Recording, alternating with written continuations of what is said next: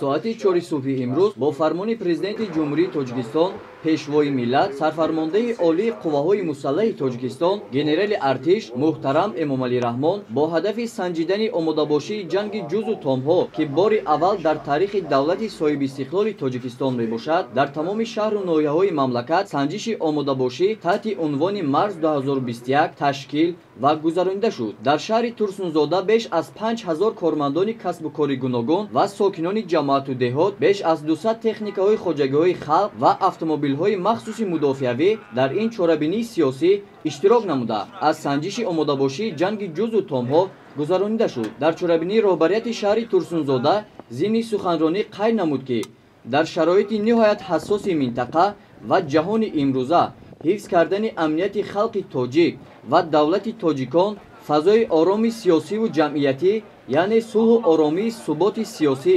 ваҳдати миллӣ ва сарҷамъии миллат барои давлатдории мо аҳамияти аввалиндараҷа ва сарнавиштсоз қарор дорад. Дар саҳни ҷамъияти дорои масъулияташ маҳдуди терминали шаҳри Турсунзода, ки тамоми техникаҳои махсуси мудофиавӣ барои санҷиш оварда шуда буд, аъзои ситод аз он дидан намуданд. Ба аъзои ситод комиссари ҳарбии шаҳри Турсунзода Саидмумин Саидзода оид ба омодабошии ҷангу ҷузу томҳо дар минтақа гузориши низомӣ дод. Бояд қайд намуд, ки мо бояд барои ҳимояи сулҳу оромӣ ба қимати беандозаи ба даст овардаамон, суботи сиёсӣ, ваҳдати миллӣ ва амнияти давлату халқамон ҳамеша омода бошем. дар ноҳияи шаҳрам низ зиёда аз 3000 нафар сокинон субҳи барвақт барои санҷиши омодабошии ҷанги қувваҳои мусаллаҳ, мақомоти ҳифзи ҳуқуқ, ҳайати шахсии захираҳои сафарбарӣ, сарбозони қувваҳои мусаллаҳ дар варзишгоҳи марказии ноҳия ҷамъ омаданд. аз ҷониби ситод зиёда аз 1000 нафар сокинон ба воситаи нақлиётҳои махсус ба қисмҳои ҳарбии тобеи шаҳру ноҳияҳои Турсунзода, Ҳисор ва Шаҳринав барои омӯзиш равона карда шуд. роҳбарияти ноҳияи шаҳрам дар чорабини иштирок намуда қайд кард, ки ташкили ҳифзи давлат ва баландбардоштани иқтидори мудофиави он, таъмини сатҳи баланди омодабошии ҷангӣ ва тақвияти рушди қувваҳои мусаллаҳи кишвар дар шароити басо душвору мураккаб ва ҳассоси ҷаҳони имрӯза муҳимияти дучанд пайдо карда, асосгузори сулҳу ваҳдати миллӣ пешвои миллат президенти ҷумҳурии Тоҷикистон, сарфармондаи олии қувваҳои мусаллаҳи кишвар ҷаноби олии муҳтарам Эмомалӣ Раҳмон зимни суханроҳии пайвастаи худ дар назди мо вазифаҳои мушаххаси худро вогузор менамоянд. дар ин замина бояд қайд намуд, ки дар давоми соли сипаригашта санадҳои муҳими меъёрии ҳуқуқӣ, аз он ҷумла Қонуни Ҷумҳурии Тоҷикистон дар бораи ӯҳдадориҳои ҳарбӣ ва хизмати ҳарбӣ, нақшаҳои сафарбарии қувваҳои мусаллаҳ ва мудофиаи ҳудуди Ҷумҳурии Тоҷикистон таҳия гарда аз ҷониби президенти кишвар тасдиқ карда шудааст. дар ин робита ҷамоати имрӯза қувва ва воситаҳои мудофиаи ҳудуди ноҳия ҷалб карда шудаанд.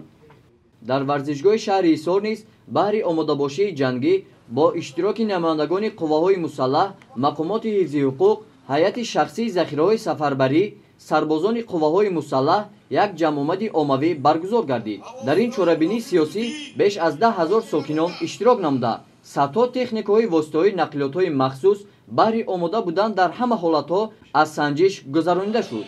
сардори ситод роҳбарияти шаҳри Ҳисор зимни суханронӣ қайд намуд, фаромӯш набояд кард, ки ҷумҳурии Тоҷикистон баъди ба даст овардани истиқлолияти давлатӣ соҳиби артиши миллии худ гардида, иқтидори мудофиавии он сол то сол густариш меёбад. ҳоло дар сафи қувваҳои мусаллаҳи ҷумҳурии Тоҷикистон ҷавонони ба ору номуси ватан, афсарону сарбозон донишу маҳорати худро баҳри ҳимояи манфиатҳои давлат ва амнияти кишвар сайқал медиҳанд. ҳамчунин қайд карда шуд, ки хизмати ҷавонмардон ба қувваҳои мусаллаҳи ҷумҳурии Тоҷикистон оромиву осоиштагии ватанро ҳифз намудан, ин қарзи ҳар як шахси ба ору номус мебошад.